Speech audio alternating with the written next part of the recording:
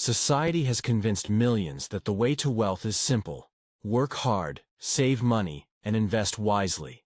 But when this plan doesn't work, what happens? Most people double down on a broken system. It's like stepping on the gas pedal of a car that tops out at 10 miles per hour, thinking if you just press harder, you'll go faster. The problem isn't the effort, it's the vehicle itself. The illusion of control. When people realize they're not getting ahead, they try to manipulate the system. Work more hours, but time is limited, and exhaustion sets in. Switch to a higher-paying job, but higher pay often means higher stress and longer hours. Go back to school. More degrees don't guarantee financial success, just more debt. Invest aggressively, but one market crash can erase years of savings. Extend the timeline. But waiting decades for wealth means you trade the best years of your life for a promise that may never come. Take Sarah, for example. A single mother working 2 jobs to make ends meet. She was told repeatedly that her sacrifices would eventually pay off. So she worked overtime, skipped vacations, and lived frugally. Yet every year, it felt like she was running in place. One evening, exhausted after a 14-hour shift, she sat down with her friend Rachel over coffee. "I'm doing everything I'm supposed to," Sarah said, rubbing her temples. "I work harder than anyone else I know. Why am I still stuck?" Rachel nodded sympathetically. "You're trying to fix the wrong thing. It's not about how hard you work.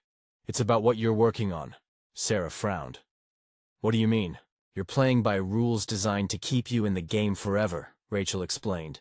"No matter how fast you run, you'll never catch up unless you change the race." The hidden cost of more people think the answer is just a little more. More hours, more savings, more patience. But the numbers don't lie. If a system is designed to be slow, no amount of extra effort can make it fast. A factory worker can't become a millionaire by working 16-hour shifts. A teacher can't retire wealthy by picking up weekend tutoring. The system itself limits the potential. Consider James, a dedicated teacher who spent weekends grading papers and summers teaching summer school classes. Despite his relentless dedication, he found himself barely scraping by. One day, during a faculty meeting, another teacher joked, "If we could get paid for all the unpaid overtime we put in, we'd be millionaires." James laughed bitterly. "Yeah, but until then, I guess we're just broke educators." Afterward, he confided in his brother Mike, an entrepreneur who had built multiple businesses over the years. "Why do you keep trading your time for money?" Mike asked bluntly. James shrugged. "Because that's what I've always done. What else is there?" "There's ownership," Mike replied. "Instead of working harder, start building something that works for you. Your time is finite. You need to multiply its value." James thought about this for days. He realized he'd been pouring all his energy into a system that only rewarded him incrementally, leaving no room for exponential growth. When limitations become clear, and when the limitations become clear, people settle for less. Instead of finding a new approach, they shrink their dreams: smaller homes, cheaper vacations, fewer experiences. They trade their aspirations for survival. Lisa grew up dreaming of traveling the world and starting her own business. But as adulthood set in, reality hit hard. Bills piled up, responsibilities mounted, and soon her dreams seemed impossibly out of reach. "I used to want so much," Lisa admitted to her mentor Karen during a coaching session. "Now I just hope I can afford groceries without stressing." Karen leaned forward, her expression soft but firm. "That's exactly why most people stay stuck. They let fear convince them their dreams are too big. But here's the truth. Survival mode keeps you trapped. Aspiration pulls you forward." Lisa hesitated. "But how do I even start? Everything feels impossible right now." "You don't have to figure it all out at once," Karen reassured her. "Start small. Build something sustainable. Focus on creating value. not just surviving paycheck to paycheck. Inspired, Lisa began exploring side hustles and learning skills online. Slowly, she shifted her mindset from scarcity to possibility, the real path to wealth. The answer isn't working harder, it's changing the game. Wealth isn't built by trading time for money. It's built through ownership, creating something that pays you long after the work is done.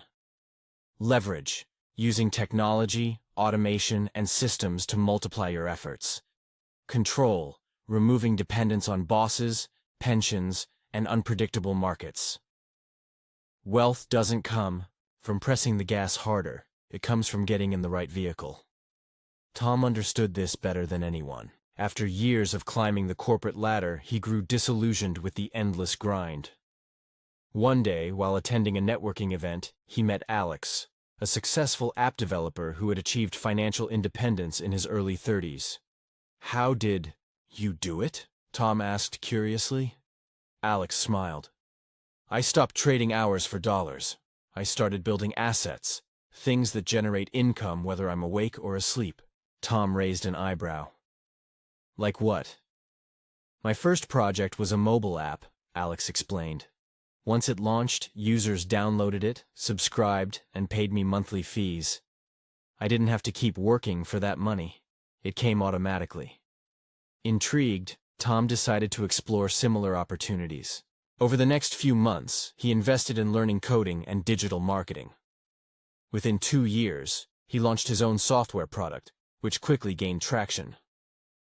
Looking back, Tom reflected on the lessons he learned along the way. "For years, I thought success meant working harder," he told a group of aspiring entrepreneurs during a podcast interview. "But the real secret is working smarter. Find ways to create value that scales beyond your time and effort. Breaking free from the broken system." Breaking free from the broken system requires courage and a willingness to challenge conventional wisdom. Rachel, the friend who advised Sarah earlier, knew this firsthand. After leaving her corporate job to pursue entrepreneurship, she faced skepticism from friends and family. "Aren't you scared?" her mom asked worriedly. "What if it doesn't work out?" Rachel smiled confidently. "Of course I'm scared, but staying stuck in a system that doesn't serve me is scarier. At least this way, I'm in control." Her gamble paid off. Within 3 years, Rachel had built a thriving e-commerce business that allowed her to travel, spend time with loved ones, and live life on her terms. Looking back, she realized the greatest risk wasn't failure. It was settling for mediocrity.